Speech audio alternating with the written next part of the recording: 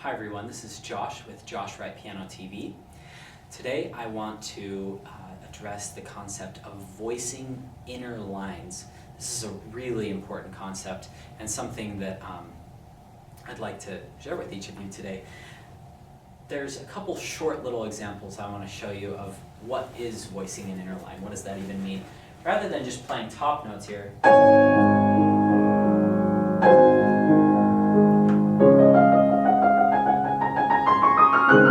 Schubert A minor sonata, third movement. I'm working on this right now, so I'm referencing it in a lot of my videos.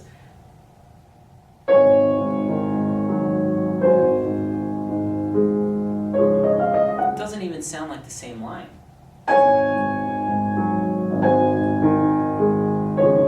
Or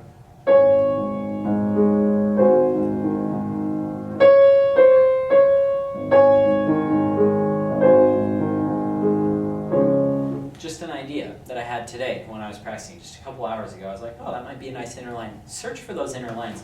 Another one that comes to mind is in the Chopin third ballade.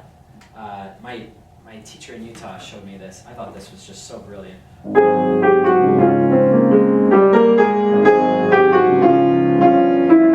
Top line,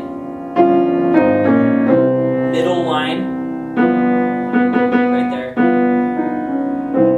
Da-dum, so you're hearing, and then bottom. Now you don't want to overdo it because it's kind of like, oh, the audience is so stupid that I have to point it out so blatantly. You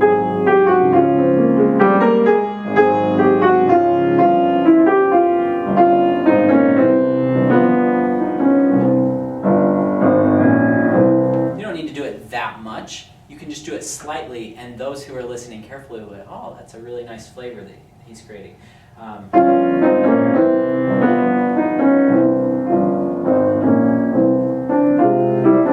Slight. Okay, now I get to a really big example right here.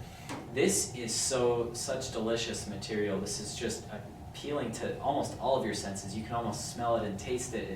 It's so amazing. This is the Paganini 18th variation of Rachmaninoff's Variations on a Theme of Paganini. That was just horrible. Wow.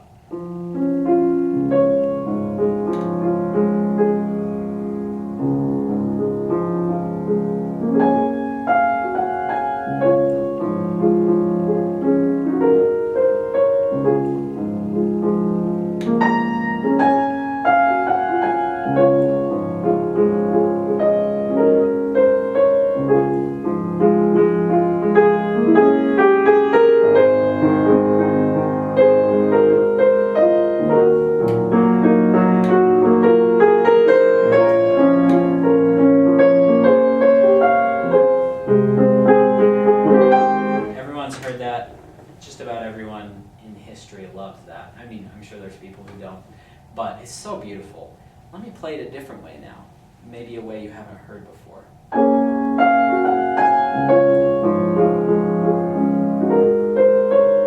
This is all the same.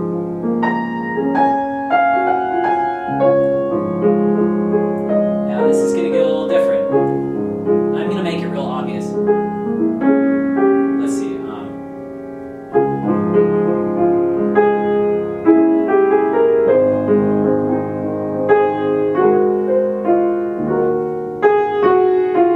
This inner line that Rachmaninoff himself kind of points out.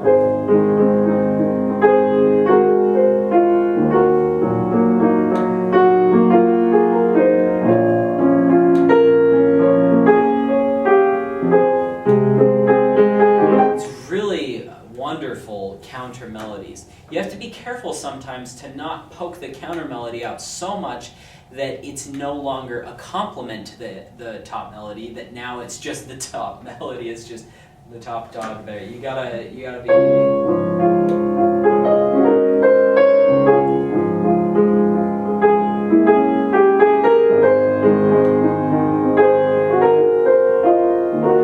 See, you're aware of both lines now.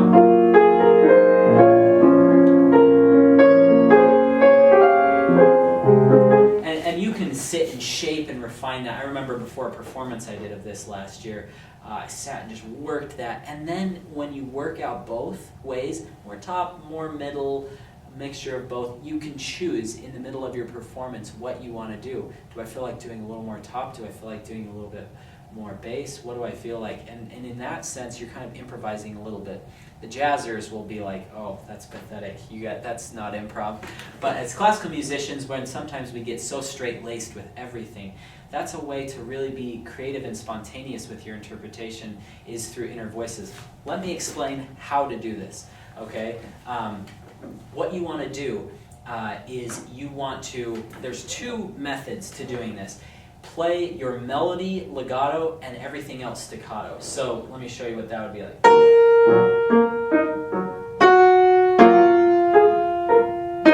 Let's see. And then you gotta release it.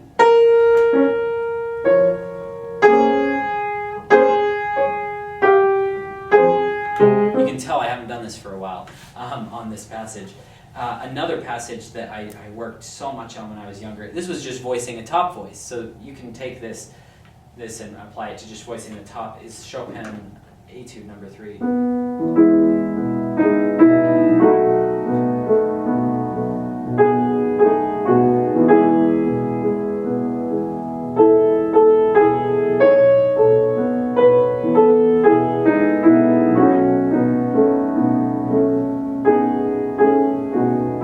Teacher taught me a couple ways to do it, and I'm going to again play the melody legato and everything else light and staccato. Melody, and you can do this to the extreme. Melody forte, everything else pianissimo. This is a practice technique, so don't be afraid of creating that harsh sound.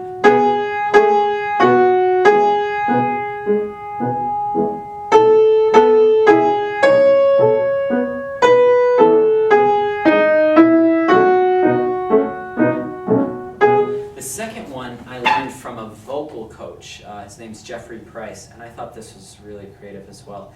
I'd never thought of doing it in such a mechanical way, but this is a way that can help you. He said, think about the shape of your hand, Josh. He's like, this might seem super obvious and very kind of blunt, but if one finger protrudes slightly lower than another one, and you just hold your hand in that position, if I just play okay, now I'm going to protrude my fourth finger a little more than my second finger. In other words, I can almost just lean my hand a little bit too. So you can jut one finger down a little more than the other if you're having trouble, and you can almost just think that into happening. You can almost just think about it and it will start happening. And the other way is just to kind of lean towards the tops, that's all, or lean towards your inner voices. This video is more about how to voice a melody than voicing specifically inner voices, because you can apply all these concepts to voice whatever inner voices you want. So I hope that is helpful. Let me just take a look.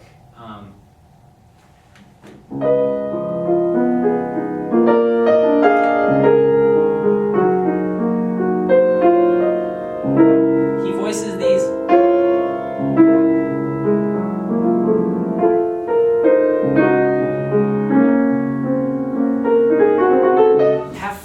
This is one of the greatest revelations about working on a piece, is searching for those inner lines. Do they work? Do they complement what you're doing in the melody? It's a really magical process to go through and search for inner lines in your pieces and then have them kind of come out of nowhere. I'd never thought of that before. I'd never noticed that. So have fun with this and use those two techniques, staccato on the bottom note and then legato on the tops, and you can do forte and piano, and then also protruding a finger or leaning towards it a little bit more will also help you voice that more effectively. Thanks so much for joining me today. If anyone has questions or would like to take some private online lessons through Skype, my email is josh@joshwrightpiano.com. Thanks so much for joining me today.